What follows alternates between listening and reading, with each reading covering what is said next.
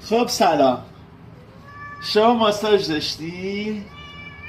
آره. قشنگ زیر نور آفتابم واسدادین. نور گرفتی. خب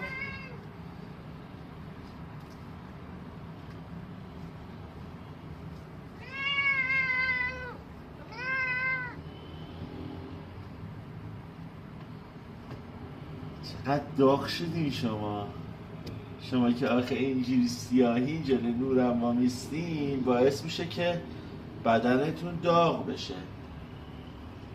شما نروخانو هستین؟ چقدر پشماتون ریخت. خب